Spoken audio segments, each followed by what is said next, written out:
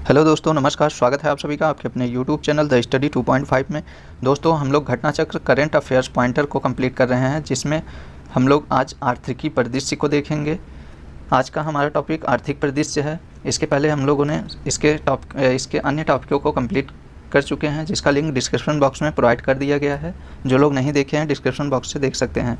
तो आइए आर्थिक परिदृश्य को देखते हैं। यहाँ पे आप सभी को इंपॉर्टेंट प्रश्न देखने को मिलेगा, और यहाँ जितने भी प्रश्न देखने के मिलेंगे वे अक्टूबर 2021 से लेकर फरवरी 2022 तक आपको प्रश्न देखने को यहाँ पे मिलेगा। ठीक है, तो आइए हम लोग शुरू करते हैं आर्थिक परिदृश्य के पहले प्रश्न से।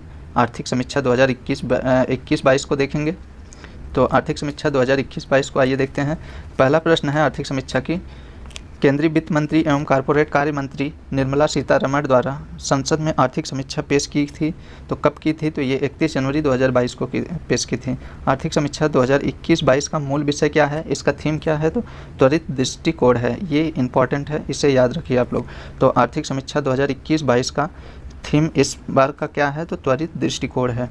नेक्स्ट है, आर्थिक समीक्षा की प्रस्तावना बताती है कि समग्र दृष्टिकोण आधारित है। तो किस पर आधारित है? फीडबैक, वास्तविक निष्कर्षों की तत्काल निगरानी, व्यवहारिक प्रतिक्रियाओं तथा सुरक्षा संबंधी उपायों आदि पर आधारित हैं। ठीक है। नेक्स्ट क्वेश्चन है, आर्थिक समीक्षा 2021-22 के अनुसार वर्ष 2020-21 में भारतीय अर्थव्यवस्था में वृद्धि दर 7.3% की गिरावट दर्ज करने के बाद वर्ष 2021-22 एवं वर्ष 2022-23 में वृद्धि दर अनुमानित है। तो कितनी अनुमानित है? तो 9.2% अनुमानित है। इंपॉर्टेंट है, इसे याद रखिएगा। आर्थिक समीक्षा 2021-22 के अनुसार वर्ष 2020-21 में भारतीय अर्थव्यवस्था की वृद्धि दर में 7.3% की गिरावट दर्ज करने के बाद 2021-22 एवं 22-23 में वृद्धि दर अनुमानित है 9.2%। ठीक है। नेक्स्ट क्वेश्चन है, कोविड महामारी से सबसे कम प्रभावित क्षेत्र रहा तो कौन सा क्षेत्र रहा? कृषि एवं संबद्ध क्षेत्र रहा। तो कोविड महामारी से सबसे कम प्रभावित क्षेत्र कृषि एवं संबद्ध क्षेत्र रहा, और कोविड महामारी सर्वाधिक प्रभावित क्षेत्र कौन सा रहा? सेवा क्षेत्र रहा। ये दोनों इंपॉर्टेंट है, यहाँ ध्यान दीजिएगा। कोविड महामारी सबसे कम प्रभावित क्षेत्र कृषि क्षेत्र, और कोविड सबसे ज़्यादा प्रभावित क्षेत्र तो सेवा क्षेत्र था। ठीक है। और नेक्स्ट क्वेश्चन है, वर्ष 2020-21 में कृषि एवं संबद्ध क्षेत्र की वृद्धि दर 3.6% रही, जबकि वर्ष 2021-22 के लिए यह अनुमानित है। तो कितना अनुमानित है? 3.9% अनुमानित है। तो कृषि में 2020-21 में 3.6% की वृद्धि थी, और जिसका अनुमान 21-22 में कितना लगाया गया है? तो 3.9% का। ठीक है, ये याद रखिएगा। नेक्स्ट क्वेश्चन है, वर्ष 2020-21 में 8.4% संकुचन के बाद वित्तीय वर्ष 2021-22 में सेवा क्षेत्र की वृद्धि दर अनुमानित है। तो कितना अनुमानित है? 8.2% है। ठीक है। 2021 में 8.4% संकुचन के बाद 2021-22 में 8.2% की वृद्धि अनुमानित है सेवा क्षेत्र में। ठीक है। नेक्स्ट क्वेश्चन आइए देखते हैं। नेक्स्ट क्वेश्चन है, वर्ष 2020-21 में उद्योग क्षेत्र की वृद्धि दर 7% गिरावट रही, जबकि 2021-22 के लिए यह अनुमानित है। तो कितना है? तो 11.8% है।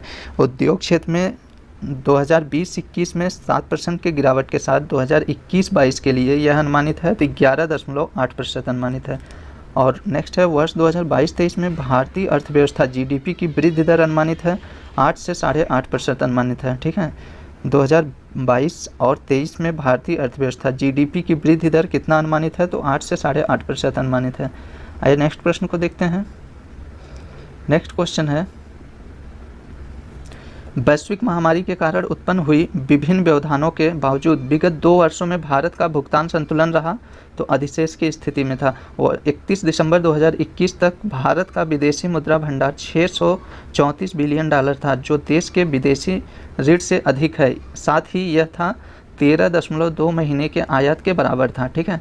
तो विदेशी मुद्रा भंडार $6.2 बिलियन है, जो 13.2 महीने आयात के बराबर है।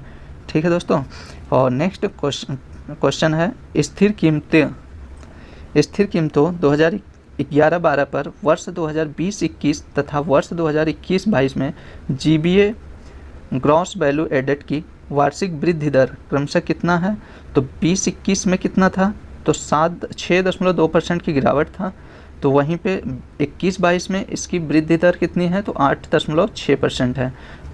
वर्ष 2020-21 में प्रचलित कीमतों पर जीबीए में कृषि एवं संबद्ध क्षेत्र, उद्योग तथा सेवा क्षेत्र का हिस्सा क्रमशः 20.2% और 25.9% और 53.9% रहा। ठीक है, जबकि वर्ष 2021-22 के लिए यह अनुमानित है। तो देखिए 20-21 में जीबीए में कृषि संबद्ध क्षेत्र कितना था, 20.2%। वहीं उद्योग क्षेत्र कितना था, 25.9% और सेवा क्षेत्र 53.9%। कब था, तो ये 2020-21 में था। ठीक है दोस्तों, और 21-22 की बात किया जाए तो 21-22 में कितना अनुमानित है, कृषि क्षेत्र 18.8% और उद्योग क्षेत्र 28.2% है और सेवा क्षेत्र 53% अनुमानित है। ठीक है, 21-22 में कृषि 18.8%, उद्योग 28.2% और सेवा क्षेत्र 53% अनुमानित है। नेक्स्ट है, नवंबर 2021 के अंत तक विदेशी मुद्रा भंडार के संबंध में विश्व में भारत का स्थान है, तो चौथा स्थान है। इंपॉर्टेंट प्रश्न है, याद रखिएगा। तो विदेशी मुद्रा भंडार के विश्व में भारत का स्थान चौथा है। शीर्ष 3 देश कौन है, तो चीन प्रथम पे है, जापान दूसरे पे है और स्विट्जरलैंड तीसरे पे है। भारत चौथे स्थान पे आता है। नेक्स्ट क्वेश्चन देखते हैं, सकल मासिक वस्तु एवं सेवा कर जीएसटी संग्रह जुलाई 2021 से लगातार रहा, तो 1 लाख करोड़ रुपए से अधिक रहा। जीएसटी सकल मासिक वस्तु एवं सेवा कर जीएसटी संग्रह जुलाई 2021 से लगातार है, तो 1 लाख करोड़ रुपए से अधिक है। नेक्स्ट क्वेश्चन है, वर्ष 2021-22 बजट अनुमान में सकल कर राजस्व में करों की संरचना ये देखते हैं कहाँ से कितने कर प्राप्त होते हैं। तो वस्तु एवं सेवा कर जीएसटी की बात किया जाए, जीएसटी से 29% कर प्राप्त होता है। और वहीं निगम कर की बात किया जाए तो 25%, और निगम कर के अलावा अन्य आय कर पर कर कितना है, 25% यहाँ भी है। सीमा शुल्क 6% और केंद्रीय उत्पाद शुल्क 15% है। ठीक है, तो सबसे ज़्यादा जीएसटी से कर संग्रह होता है, फिर दूसरे नंबर पे निगम कर और निगम कर के अलावा अन्य कर आते हैं, और तीसरे नंबर पे केंद्रीय उत्पाद शुल्क आता है, और सबसे अंतिम में सीमा शुल्क आता है। आइए नेक्स्ट क्वेश्चन को देखते हैं। नेक्स्ट है सकल घरेलू उत्पाद जीडीपी के प्रतिशत के रूप में कर। यहाँ पे देखते हैं जीडीपी के रूप में करों की संरचना। तो यहाँ पे दिया गया है 2019-20 और 20-21 और 21-22 बजट अनुमान के अनुसार यहाँ बताना है। तो हम लोग इसमें 2021-22 को याद रखना है आप लोगों को, बाकी सभी एक बार देख लीजिए आप सभी, और आप लोगों को ये याद रहना चाहिए। ठीक है, जीडीपी का आइए देखते हैं। जीडीपी का वस्तु एवं सेवा कर में 2021-22 में बजट अनुमान कितना है, तो 2.8% है। वहीं केंद्रीय उत्पाद शुल्क में बजट अनुमान जीडीपी का कितना है, तो 1.5% के रूप में कर है। ठीक है, सीमा शुल्क कितना है, तो सीमा शुल्क 0.6% और निगम कर के अलावा अन्य कर आयकर पर कितना है, तो 2.5% है और निगम कर 2.5% अनुमानित है, बजट अनुमानित है। ठीक है, तो घरेलू उत्पाद जीडीपी के प्रतिशत के रूप में कर की बात किया जाए तो जीएसटी में बजट अनुमान 2021-22 का 2.8% कर है, और केंद्रीय उत्पाद शुल्क में 1.5% और सीमा शुल्क में 0.6% और निगम कर के अलावा अन्य कर में 2.5% और निगम कर 2.5% है। नेक्स्ट देखते हैं, 25 जनवरी 2022 को आईएमएफ द्वारा जारी विश्व आर्थिक आउटलुक विकास अनुमानों के अनुसार वर्ष 2021-22 एवं 22-23 में भारत की आर्थिक वृद्धि दर 9% अनुमानित है, जबकि 2023-24 के लिए यह अनुमान कितना है, तो 7.1% है। ठीक है, तो आईएमएफ द्वारा विश्व आर्थिक आउटलुक विकास अनुमानों के अनुसार 2021-22 एवं 22-23 में भारत की आर्थिक वृद्धि दर 9% अनुमानित है, जबकि 23-24 में कितना अनुमानित है, तो 23-24 में 7.1% अनुमानित है। नेक्स्ट क्वेश्चन देखते हैं, भारतीय अर्थव्यवस्था की स्थिति देखते हैं। इसमें वर्ष 2021-22 में भारतीय अर्थव्यवस्था में अनुमानतः 9.2% की वृद्धि दर्ज की गई है। ये प्रश्न आगे एग्जाम में पूछा भी जा सकता है। 2021-22 में भारतीय अर्थव्यवस्था में अनुमानित कितना है, वृद्धि दर, तो 9.2% है। और 2022-23 में भारतीय अर्थव्यवस्था की वृद्धि करने वाले कारक कौन कौन से हैं, तो वैक्सीन का बड़े पैमाने पर विस्तार है, आपूर्ति पक्ष सुधारों में बढ़ोतरी हुआ है और नियमों में ढील, निर्यात में मजबूती और पूंजीगत व्यय में उल्लेखनीय वृद्धि।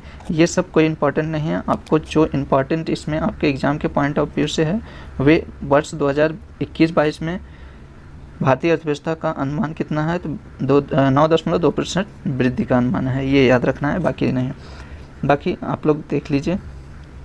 और नेक्स्ट है वर्ष 2022-23 में भारत का विश्व में सबसे बड़ी अर्थव्यवस्था के रूप में उभरने का अनुमान। देखिए क्या कैसे है अनुमान इसका, तो आइए देखते हैं इसे। 2022-23 में जीडीपी में 8 से 8.5% की वृद्धि का अनुमान, ठीक है। तो कितना अनुमान है 2022-23 में जीडीपी का? 8 से 8.5% वृद्धि का अनुमान है।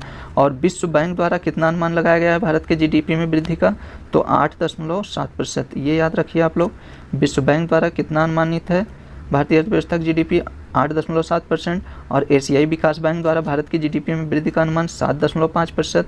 और विश्व आर्थिक दृष्टिकोण द्वारा भारत की जीडीपी में वृद्धि का अनुमान कितना है? 9% है, ठीक है। ये याद होना चाहिए आप लोगों को, से प्रश्न आपको एग्जामों में देखने को मिल सकता है।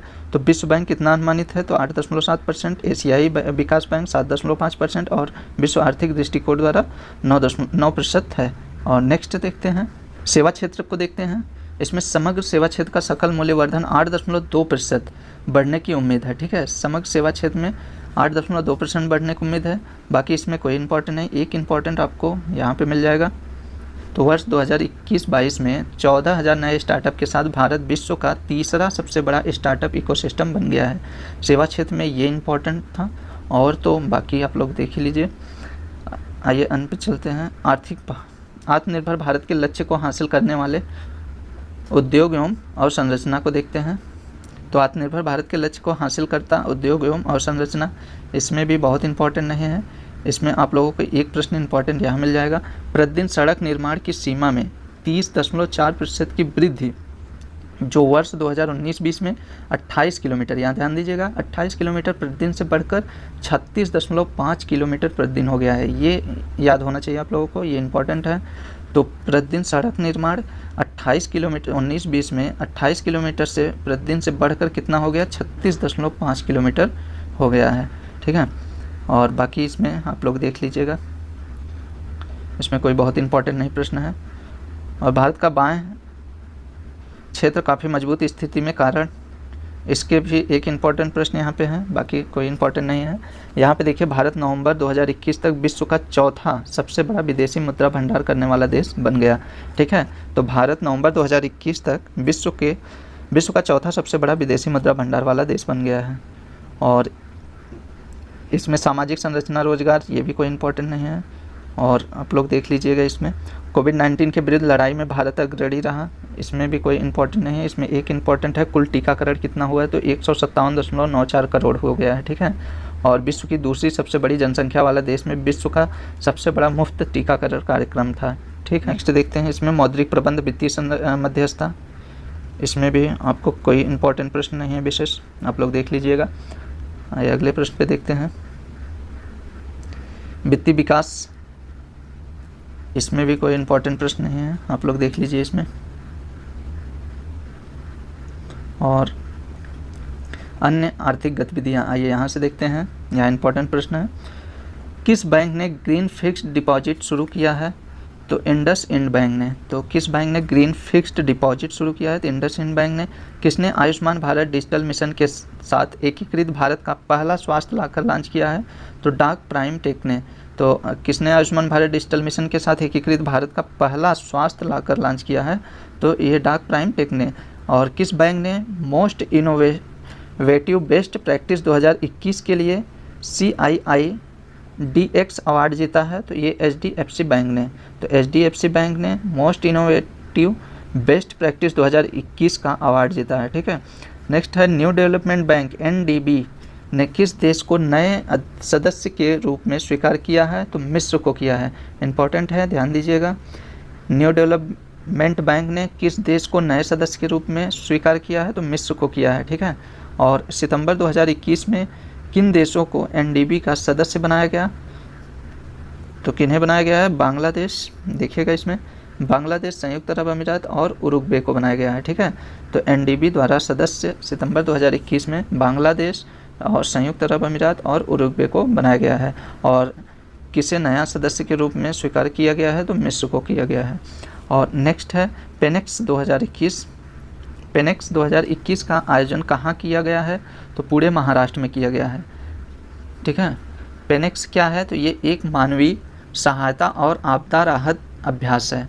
यह बिम्स्टेक देशों के लिए किया जाता है। ठीक है, और इसका आयोजन किसके सहयोग से हुआ है? तो फिक्की के सहयोग से हुआ है। और नेक्स्ट है राष्ट्रीय खाद्य तेल आयल पाम मिशन पर व्यापार शिखर सम्मेलन 2021 कहाँ आयोजित हुआ? तो हैदराबाद में हुआ है।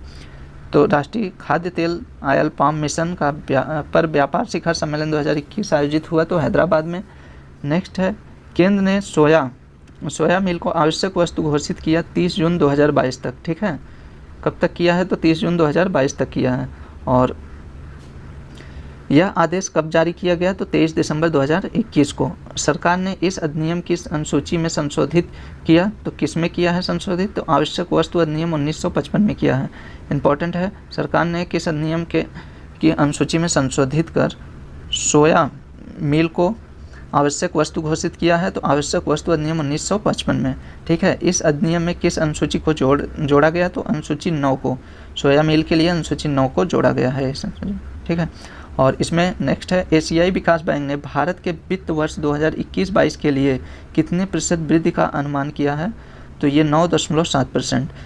याद रखिएगा, एशियाई विकास बैंक के अनुसार भारत का वित्त वर्ष 2021-22 के लिए 9.7% वृद्धि का अनुमान किया गया है। ठीक है, नेक्स्ट है किसने डोर स्टेप बिल भुगतान सेवा शुरू की है? तो इंडिया पोस्ट पेमेंट बैंक और एनपीसीआई ने। ठीक है, एनपीसीआई का पूर्ण रूप क्या है? National payment corporation of India है। और नेक्स्ट है कौन सा बैंक केंद्रीय इलेक्ट्रॉनिक और सूचना प्रौद्योगिकी मंत्रालय द्वारा 2 डिजिधन पुरस्कारों से सम्मानित किया गया? तो कर्नाटक बैंक। ठीक है, तो कौन सा बैंक केंद्रीय इलेक्ट्रॉनिक और सूचना प्रौद्योगिकी मंत्रालय द्वारा 2 डिजिधन पुरस्कारों से सम्मानित किया? कर्नाटक बैंक ने। नेक्स्ट है सीमा पार सौदा के लिए कानूनी इकाई पहचानकर्ता को किसने अनिवार्य किया है? तो भारतीय रिजर्व बैंक ने किया है। कानूनी इकाई पहचानकर्ता क्या है? तो 20 अंक की संख्या है। तो क्या है? तो 20 अंक की संख्या है। ठीक है, कानूनी इकाई पहचानकर्ता हेतु पात्रता कौन है? तो 50 करोड़ रुपए या उससे अधिक पूंजी के सीमा पार सौदा हेतु, जिसका पूंजी 50 करोड़ या उससे अधिक है, जो सीमा पार सौदा करता है, उसके लिए कानूनी इकाई पहचानकर्ता 20 अंक की संख्या निर्धारित किया गया है। ठीक है, अनिवार्य किया गया है। नेक्स्ट क्वेश्चन है आत्मनिर्भर हस्तशिल्पकार योजना किस मंत्रालय के अंतर्गत आरंभ की गई है? तो पूर्वोत्तर क्षेत्र विकास मंत्रालय के अंतर्गत। किसकी सहायता के लिए शुरू की गई है? पूर्वोत्तर क्षेत्र के कारीगरों के लिए की गई है। आत्मनिर्भर भारत रोजगार योजना के अंतर्गत लाभार्थियों की सर्वाधिक संख्या वाले शीर्ष 3 राज्य कौन हैं? तो महाराष्ट्र, गुजरात और कर्नाटक हैं। तो रोजगार योजना के अंतर्गत सर्वाधिक संख्या वाले शीर्ष राज्य कौन है? तो महाराष्ट्र, गुजरात और कर्नाटक है। नेक्स्ट है भारत में पूंजीकृत ईवी इलेक्ट्रॉनिक वाहन में शीर्ष स्थान पर कौन सा राज्य है? तो उत्तर प्रदेश है। उत्तर प्रदेश के बाद कृत ईवी इलेक्ट्रॉनिक वाहन में शीर्ष राज्य हैं तो दिल्ली, कर्नाटक, बिहार और महाराष्ट्र हैं। नेक्स्ट है किस देश ने टीथर क्रिप्टो करेंसी के उपयोग को मंजूरी दी है? तो म्यांमार ने दी है। ठीक है, म्यांमार ने टीथर क्रिप्टो करेंसी के उपयोग की मंजूरी दी है। नेक्स्ट है गुजरात के आनंदम में पशुपालन स्टार्टअप ग्रैंड चैलेंज का कौन सा संस्करण लॉन्च किया गया है? तो दूसरा किया गया है। किस विभाग ने लॉन्च किया? तो पशुपालन और डेयरी विभाग ने स्टार्टअप इंडिया के सहयोग से किया है। प्रथम संस्करण कब और किसने लॉन्च किया था? तो 2019 में प्रधानमंत्री नरेंद्र मोदी ने प्रथम संस्करण इसका लॉन्च किया था। और नेक्स्ट है किन 2 संगठनों ने एक दूसरे के बीच डाटा के आदान प्रदान के लिए एक समझौता ज्ञापन पर हस्ताक्षर किए हैं? तो ये है कारपोरेट कार्य मंत्रालय और वित्त मंत्रालय की वित्तीय खुफिया इकाई है। ठीक है, नेक्स्ट क्वेश्चन को देखते हैं। नेक्स्ट है दिल्ली पुलिस ने कौन सा ई लर्निंग प्लेटफॉर्म लॉन्च किया है? तो उन्नति किया है। उन्नति कौन किया है? दिल्ली पुलिस ने ई लर्निंग प्लेटफॉर्म को लॉन्च किया है। ठीक है, और प्रधानमंत्री कृषि सिंचाई योजना के कार्यान्वयन को कब तक के लिए मंजूरी दी गई है? तो ये 2021 से 26 के लिए दी गई है। ठीक है, तो प्रधानमंत्री कृषि सिंचाई योजना के क्रियान्वयन को कब तक मंजूरी दी गई है? तो 2021 से 26 के लिए। किसने मंजूरी दी? तो आर्थिक मामलों की मंत्रिमंडलीय समिति ने। ठीक है। कुल कितने रुपए का प्रावधान किया गया है, तो इसमें 93,068 करोड़ रुपए का प्रावधान किया गया है। तो PMKSY प्रधानमंत्री कृषि सिंचाई योजना का शुभारंभ कब हुआ था, तो 2015 में हुआ था। वर्ष 2015 में प्रधानमंत्री कृषि सिंचाई योजना का शुभारंभ किया गया था। ठीक है। नेक्स्ट क्वेश्चन है, RBI ने किस निजी क्षेत्र के बैंक को एक एजेंसी बैंक का दर्जा दिया है, तो CSB को। ठीक है, CSB को RBI ने एक एजेंसी बैंक का दर्जा दिया है। Spices statistic at a glance 2021 नामक रिपोर्ट का विमोचन किसके द्वारा किया गया, कृषि एवं किसान कल्याण मंत्रालय द्वारा। गेल लिमिटेड ने किस राज्य में बायो एथेनॉल संयंत्र स्थापित करने के लिए समझौता किया है, तो गुजरात में। ठीक है, तो गेल द्वारा कहाँ पे बायो एथेनॉल संयंत्र स्थापित किया जाएगा, तो गुजरात में किया जाएगा। किसने unified logistics interface platform hackathon launch किया है, तो उद्योग एवं आंतरिक व्यापार संवर्धन विभाग ने। तो किसने UNICEF logistic interface platform hackathon launch किया है, तो उद्योग एवं आंतरिक व्यापार संवर्धन विभाग द्वारा। नेक्स्ट है, किस बैंक ने असम कौशल विश्वविद्यालय की स्थापना के लिए $112 मिलियन के ऋण को मंजूरी दी है, तो एशियाई विकास बैंक ने। इंपॉर्टेंट प्रश्न है, आप लोग ध्यान दीजिएगा। एशियाई विकास बैंक द्वारा $112 मिलियन ऋण की मंजूरी असम कौशल विश्वविद्यालय की स्थापना के लिए दिया गया है। नेक्स्ट है, टाटा मोटर्स वाहन स्क्रैपिंग सुविधा स्थापित करने के लिए किस राज्य के साथ समझौता किया गया, तो महाराष्ट्र के साथ किया गया है। नेक्स्ट है, रत्न एवं आभूषण क्षेत्र के लिए एक मेगा कॉमन फैसिलिटी सेंटर की आधारशिला किसने रखी, तो केंद्रीय वाणिज्य एवं उद्योग मंत्रालय ने। आधारशिला कहाँ रखी गई, तो SEEPZ मुंबई महाराष्ट्र में। इसका क्या है ये, तो ये एक विशेष आर्थिक क्षेत्र सेज है। ठीक है, इसका पूर्ण रूप क्या है, तो सांता क्रूज इलेक्ट्रॉनिक निर्यात प्रसंस्करण क्षेत्र है। ठीक है। नेक्स्ट क्वेश्चन है, किस संस्था ने गरीब देशों को कोविड संकट से निपटने में मदद करने के लिए $93 बिलियन के पैकेज की घोषणा की है, तो विश्व बैंक ने। विश्व बैंक द्वारा गरीब देशों को कोविड संकट से निपटने के लिए $93 बिलियन पैकेज की घोषणा की गई है, यह ध्यान दीजिएगा इसे। आइए नेक्स्ट प्रश्न पे चलते हैं। RBI ने किस बैंक को अप्रत्यक्ष कर एकत्र करने के लिए अधिकृत किया है, तो RBL बैंक को। ठीक है, RBI ने किस बैंक को अप्रत्यक्ष कर एकत्र करने के लिए अधिकृत किया है, तो RBL बैंक ने। द इंडस एंटरप्रेन्योर्स TIE द्वारा global entrepreneur of the year का अवार्ड किसको दिया गया है, तो कुमार मंगलम बिड़ला को दिया गया है। और नेक्स्ट है, उत्तर भारत के पहले चिकित्सा इलेक्ट्रॉनिक्स उद्यमिता केंद्र मेडटेक का उद्घाटन कहाँ किया गया, तो SGPGI लखनऊ उत्तर प्रदेश में किया गया है। मेडटेक क्या है, तो ये चिकित्सा प्रौद्योगिकी है। ठीक है। नेक्स्ट क्वेश्चन है, किस राज्य के मिथिला मखाना को GI टैग दिया गया है, तो बिहार को दिया गया है। हाल ही में चर्चा में रहा दुर्लभ चाय मनोहरी गोल्ड टी का संबंध किस राज्य से है, तो असम से है। तो दुर्लभ चाय और मनोहरी गोल्ड टी का संबंध किस राज्य से है, तो असम से है। नेक्स्ट क्वेश्चन है, 4,667 मेगावाट हरित ऊर्जा आपूर्ति के लिए भारतीय सौर ऊर्जा निगम के साथ किसने समझौता किया है, तो अडानी ग्रीन एनर्जी लिमिटेड ने। तो अडानी ग्रीन एनर्जी लिमिटेड किससे समझौता किया है, तो भारतीय सौर ऊर्जा निगम के साथ किया है। ठीक है। त्वरित सुधारात्मक कार्रवाई फ्रेमवर्क किसके लिए जारी किया गया है, तो गैर बैंकिंग वित्तीय कंपनियों के लिए जारी किया गया है।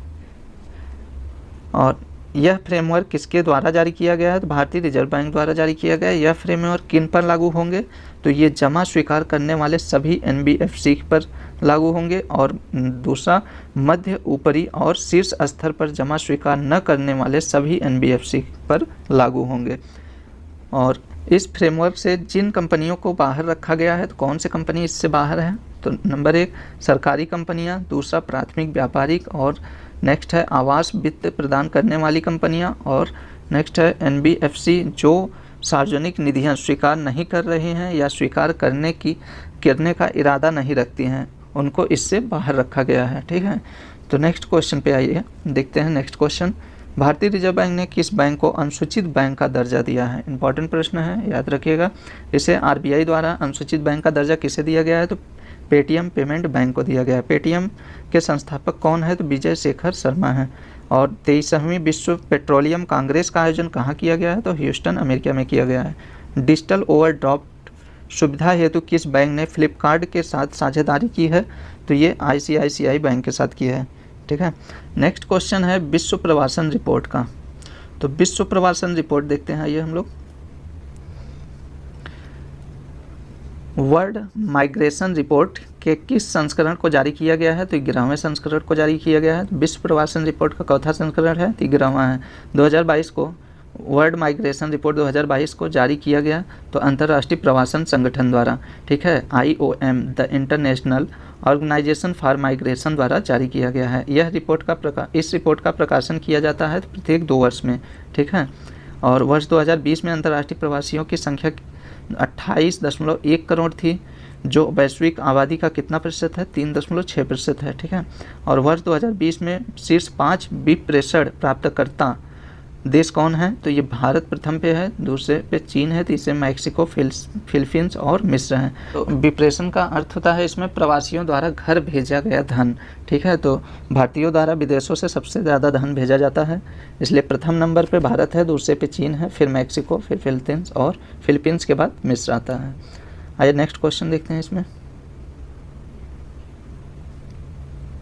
भारत में स्कूली शिक्षा की गुणवत्ता में सुधार के लिए कितने करोड़ रुपए ऋण की मंजूरी प्रदान की गई है? 3,752 करोड़ रुपए, ठीक है। तो स्कूली शिक्षा में सुधार करने के लिए 3,752 करोड़ की मंजूरी प्राप्त की गई है। और यह मंजूरी प्रदान की गई तो किसके द्वारा? तो एशियाई विकास बैंक द्वारा मंजूरी प्रदान की गई है, ठीक है। तो एशियाई विकास बैंक द्वारा 3,752 करोड़ रुपए किस लिए प्रदान किया गया है? तो ये भारत में स्कूली शिक्षा की गुणवत्ता में सुधार करने के लिए।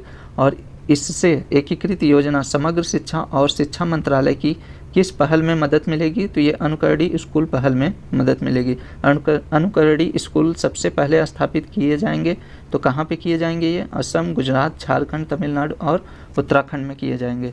नेक्स्ट क्वेश्चन है किस संस्था ने भारत की 50 सबसे शक्तिशाली महिलाओं की सूची जारी की है? तो फॉर्च्यून इंडिया ने। फॉर्च्यून इंडिया द्वारा भारत की 50 सबसे शक्तिशाली महिलाओं की सूची जारी की गई है। इस सूची में किसको प्रथम स्थान प्राप्त है? तो निर्मला सीतारमण को, ठीक है। आइए नेक्स्ट क्वेश्चन देखते हैं। इसमें नेक्स्ट है वह संस्था जिसने the state of food and agriculture 2021 report जारी की है? तो खाद्य एवं कृषि संगठन FAO जारी किया है। FAO द्वारा किस संस्था को जारी किया गया है? तो ये the state of food and agriculture 2021 report जारी किया गया है। नेक्स्ट है पुनर्नवीकृत पॉलीविनाइल क्लोराइड प्लास्टिक से बना भारत का पहला क्रेडिट कार्ड लॉन्च किया है? तो HSBC इंडिया ने। नेक्स्ट है आधार वर्ष के साथ मजदूरी दर सूचकांक की नई श्रृंखला जारी करने वाला मंत्रालय कौन सा है? तो श्रम एवं रोजगार मंत्रालय है। और आर्थिक परिदृश्य का यह लास्ट क्वेश्चन है, आइए देखते हैं इसमें।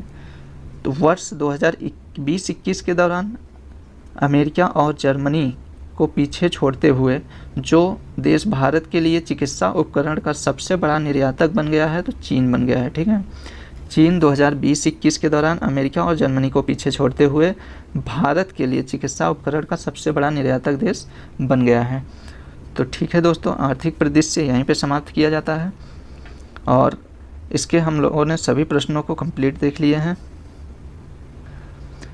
ठीक है दोस्तों, हम लोगों ने आर्थिक परिदृश्य के सभी प्रश्नों को कंप्लीट कर लिए हैं और आशा करते हैं आप लोगों को यह वीडियो पसंद आया होगा और आने वाले एग्ज़ाम में यहाँ से आप लोगों को प्रश्न ज़रूर देखने को मिल जाएगा दोस्तों, क्योंकि इस घटना चक्र के पॉइंटर में आपको मोस्टली इम्पॉर्टेंट प्रश्न ही देखने को मिले होंगे और आप लोग इसे अच्छे से पढ़िए और इसे एक बार रिवीजन करिए, जिससे आप लोगों के दिमाग में बना रहे यह प्रश्न और आप अपने एग्ज़ाम को अच्छे से क्रैक करिए। ठीक है दोस्तों, तो आगे हम लोग अन्य वीडियो के साथ मिलते हैं और आने वाले वीडियो को हम लोग जल्द ही लेकर उपस्थित होंगे। तब तक के लिए नमस्कार दोस्तों।